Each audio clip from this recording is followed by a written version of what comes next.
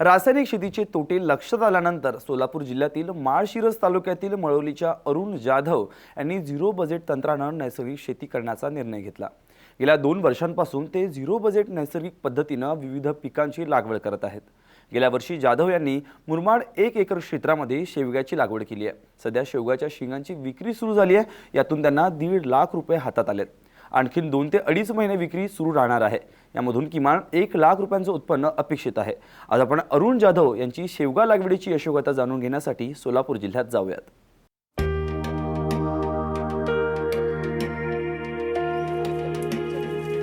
अरुण जाधव यांची वडिलोपार्जित सुमारे 300 एकर जमीन आहे। एकत्रित कुटुंब असल्यानं यापूर्वी ते शेतीत फारसं लक्ष देत नव्हते। तसंच शेतीतील कामही मजुरांकडून करून घेतली जात असत। मात्र दिवसेंदिवस रासायनिक खतांच्या किमतीबरोबरच मजुरीचे दर वाढल्यानं शेती नुकसानीत जात होती। त्यामुळे त्यांच्या अंगावर 4 वर्षांपूर्वी शेती करण्याची जबाबदारी पडली। अशातच त्यांना त्यांचे भाऊ सत्यसिंह जाधव आणि मधुकर पिसाळ यांच्याकडनं नैसर्गिक शेती संदर्भात माहिती मिळाली। त्यानंतर त्यांनी नैसर्गिक पद्धतीनं शेती करण्याचा निर्णय घेतला। गेल्या 3.5-4 वर्षापूर्वी मी ज्यावेळेस पहिल्यांदा शेती करायला लागलो, शेती अचानक आली आणि अचानक हातात आल्यानंतर मला शेती कशी करायची हे माहीत नव्हतं। आणि त्यात दुसरा प्रॉब्लेम खडा झाला की जिल्हा बँकेनं रोखे बंद केलं।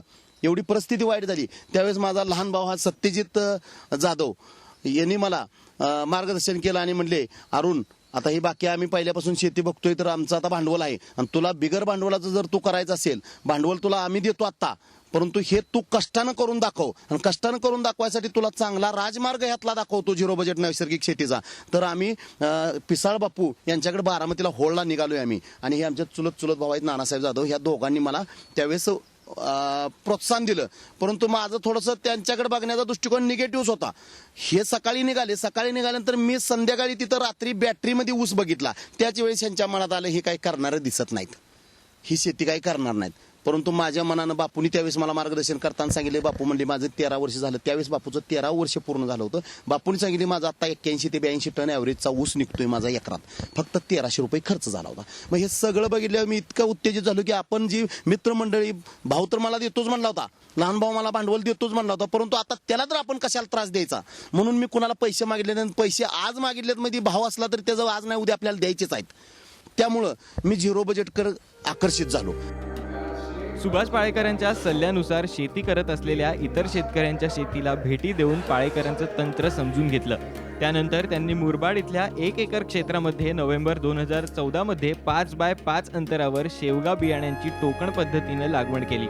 यामध्ये 650 रोपांची चांगली उगवण झाली आहे। दरम्यान यामधल्या मोकळ्या पट्ट्यात खपली गव्हाची लागवड केली आहे।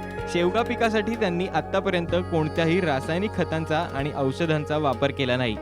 दर 15 दिवसांनी 200 ते 300 ग्राम जीवामृत आणि घनजीवामृत प्रति झाड देण्यात आलंय। जुलै 2015 पासून शेवगा काढणीस सुरुवात झाली।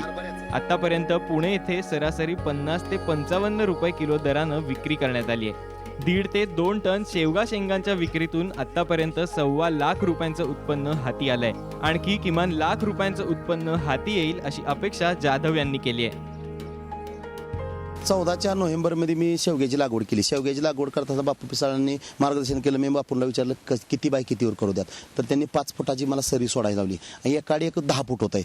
मग त्यांनी आंतरपीकमध्ये एक घ्या म्हटले खपलीचं आणि नोव्हेंबर एंडच्या मी 27 नोव्हेंबरच्या दरम्यान 27-28 दरम्यान मी शेवगा लागवड केली असताना मी मधल्या सरीत खपली केली। खपलीलाही जीवामृत टाकलं, परंतु मेन माझा उद्देश जो होता बी टोचलं होतं ते उगवून आल्यानंतर सर्वसाधारणतः 150 ते 200 ग्रॅम घनजीवामृत एका झाडाला टाकलं होतं। त्यावेळेस ह्याला फवारणी लागली नाही, कशाची नाही। आणि 2 वेळेस मी तंबाखू अर्क बापूंना विचारून तंबाखू अर्क वगैरे फवारलेला आहे। मी दशपर्णी अर्क वगैरे काही मारलेलं नाही, तंबाखू अर्क मारलेला आहे 2 वेळेस मी। जाधव यांनी ऊस लागवडीमध्ये झिरो बजेट तंत्राचा वापर केलाय। सुरुवातीला 4 एकर ऊसाला जीवामृत घनामृताचा वापर केला। या प्रयोगामुळे चांगलाच परिणाम झाल्याचं चित्र दिसून आलंय। पहिल्याच पिकातून त्यांना एकरी 70 टन ऊसाचं उत्पादन मिळालंय। यामध्ये त्यांना उत्पादन खर्चात सुमारे 60% तर पाण्यामध्ये 30% बचत झाली आहे। नैसर्गिक शेती फायद्याची असल्याची लक्षात आल्यानंतर जाधव यांनी खोडवा आणि निडवा अशी 3 पिकं घेतली आहेत। त्या प्रत्येक पिकातून 50 ते 55 टन ऊसाचं उत्पादन मिळालंय। झिरो बजेटचा जो राजमार्ग जे आहे ते गायीपासून ते सुरुवात होतोय। प्रत्येकाच्या दारात पाळेकर सरांनी म्हटलेलंच आहे, आणि बापू पिसाळांनी आम्हाला पहिल्यापासून मार्गदर्शन केलेलंच आहे की गाय ज्याच्या दारात आहे त्याला कधी काही कमी पडणार नाही. आणि मी 3 वर्ष ऊसाचं पीक घेतोय. पहिल्या वर्षी माझा 7 एकरात 363 टन ऊस गेला होता. आता माझा 2.5 एकर निडवा ऊस आहे. आता तो निडवा ऊस तुम्हाला दाखवतोच आता.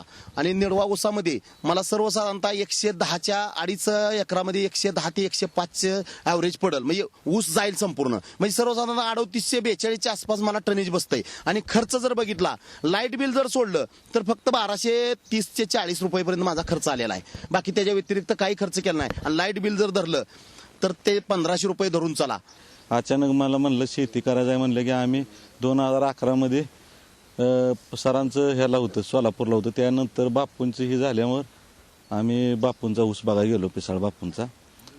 आणि आमच्या थोरल्या बंधुराजांना आम्ही तिकडं नेलं, त्यांना दाखवलं. त्यांनी मग हे निसर्ग शेतीचं चालू केलेलं आहे आणि आता त्यात ती यशस्वी होत चालली चांगल्या प्रकारे.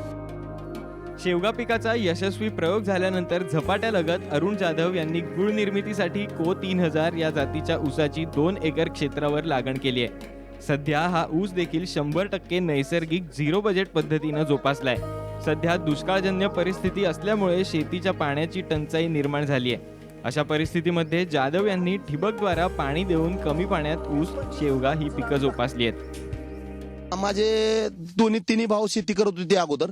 तर मी बघायचो फक्त, कारण एकत्रित कुटुंब असल्यामुळे मी जायचो, बघायचो. ते सांगायचे 25 ते 20-25 हजार एकरी खर्च येतोय आणि 45 ते 60चं ॲव्हरेज पडायचं.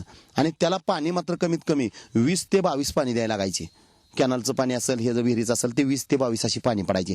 तर त्या तुलनेत जर बघितलं, मला 8 ते 9 पाणी पहिल्या पिकाला, पहिल्या वर्षी 3 वर्षापूर्वी पहिलं जे पीक होतं त्याला 12 पाणी माझी गेली. आणि नंतर जे आहे ते 10-9-8 10-9-8 ह्या सरासरी चाललंय. आता 9च पाणी झालेत माझ्या पिकाला.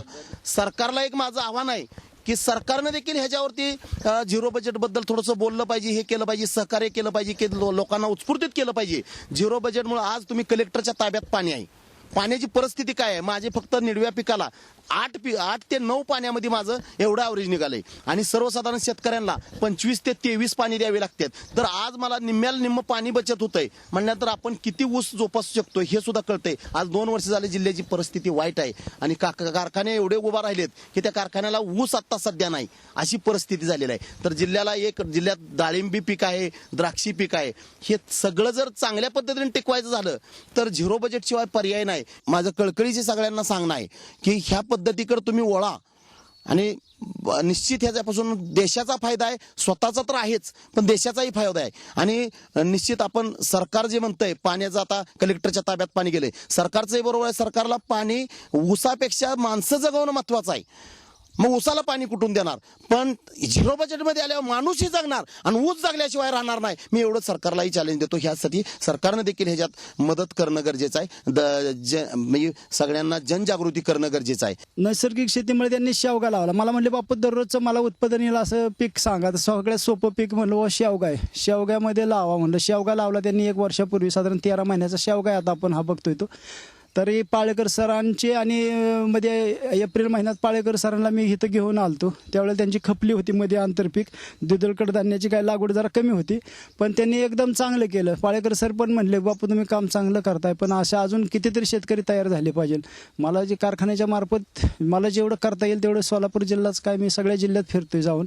आणि हे असं जर सगळ्या शेतकऱ्यांनी केलं, आणि माझं केंद्र सरकार, राज्य शासनाला इतकं चॅलेंज आहे की पडणारा पावसाचा प्रत्येक थेंब जमिनीत जर मुरवायचा असेल तर त्याला फक्त नैसर्गिक शेतीच मुरवू शकते. अरुण जाधव यांना शेतीत यश मिळू लागल्यानं मुंबई पुणे इथे नोकरी करत असलेल्या त्यांच्या पत्नी संगीता जाधव यांनाही आता शेतीमध्ये काम करण्याची आवड निर्माण झाली आहे. तर त्यांच्या आईंना देखील आपला मुलगा काही शेतीत वेगळे प्रयोग करतोय म्हटल्यावर त्यांच्या चेहऱ्यावर हसू फुललंय. पण पहिल्यापासून शहरात राहिल्यामुळे शेतीची मला फारशी माहिती नाही. पण मग बऱ्याचदा आणि नेहमी आम्ही साम टी व्हीवरती ॲग्रोवन हा कार्यक्रम रेग्युलर बघत आलेलो आहे. त्यामुळे मग त्याच्यातून मी माझ्या मिस्टरांना त्यातून प्रोत्साहन दिले की त्यांनी शेती आणि त्यातल्या त्यात ऑर्गॅनिक शेती करावी आणि आपलं उत्पन्न वाढवावं.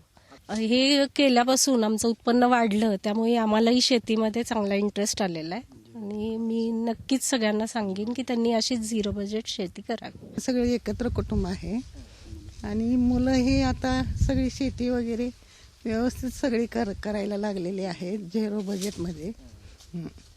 हा माझा पुतण्याच आहे. हे सगळं बघून खूप आनंद झाला खरं. हा माझा मुलगा अरुण, तो शेती करत नव्हता, आता शेती करायला आला तो सुधारला. झिरो बजेट चांगलं, ही खूप आनंद वाटतोय बघून. मोठ्या शेतकऱ्यांनी आणि कमी पाणी असणाऱ्या शेतकऱ्यांनी नैसर्गिक पद्धतीनं शेती केल्यास शेती फायदेशीर होऊ शकते, हे अरुण जाधव यांच्या प्रयोगानं सिद्ध करून दाखवलंय. जाधव यांचा प्रयत्न दुष्काळी सोलापूर जिल्ह्यातील शेतकऱ्यांसाठी प्रेरणादायी ठरणार आहे. भारत नागणे, साम टीव्ही, सोलापूर.